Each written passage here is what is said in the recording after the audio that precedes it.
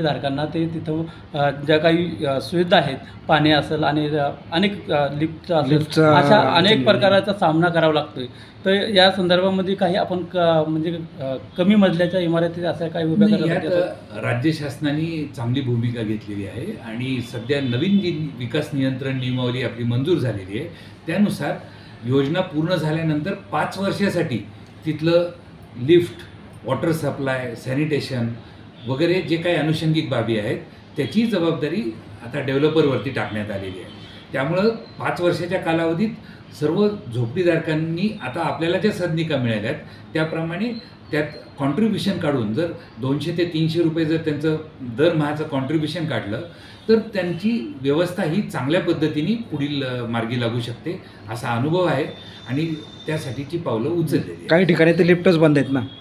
हो ना, मग आता हे प्रश्न जुन्या योजनांच्या बाबतीत काही ठिकाणी निदर्शनास आले, पण सहकारी संस्था स्थापन करून जसं त्या इमारतीचा ताबा त्या संस्थेकडे दिला जातो तसं त्या सहकारी संस्थेनेच त्या गोष्टीचे पालन करायचं आहे. म्हणून गव्हर्नमेंटनी आता प्रति सदनिका 40,000 रुपये त्यांचं डिपॉझिटसुद्धा नव्याने, कॉर्पस फंडसुद्धा नव्याने निर्माण केलेलं आहे. ती रक्कम प्राधिकरणाच्या आमच्या ऑफिसमध्ये जमा केली जाते, त्याशिवाय कंप्लिशनच दिलं जात नाही आणि त्या रकमेतनं जे व्याज येतं ते व्याज, त्याशिवाय अजून काही कमी रक्कम पडली तर 100-200 रुपये दर महिन्याचं कॉन्ट्रीब्युशन असं जर केलं तर त्या इमारतीचं चांगलं व्यवस्थापन होऊ शकतं. शासनाच्या तर्फे 370 जे आहे ते 300 स्क्वेअर फीट दिले जातं, मात्र विकासक जास्त स्क्वेअर फीट जे आहे झोपडीधारकांना त्यांना देऊ शकतं का?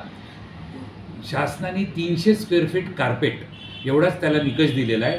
त्यामुळं त्याच्यावरती कुठलाही विकसक करणार नाही, कारण त्याला जो लाभ मिळणार आहे तो 300 स्क्वेअर फीटच्याच क्षेत्रापर्यंत मिळणार आहे. त्याच्या पुढं जरी बांधलं कुणी तर त्याचा लाभ हा 300च्या पर्यंतच मर्यादित आहे. Okay, thank you sir.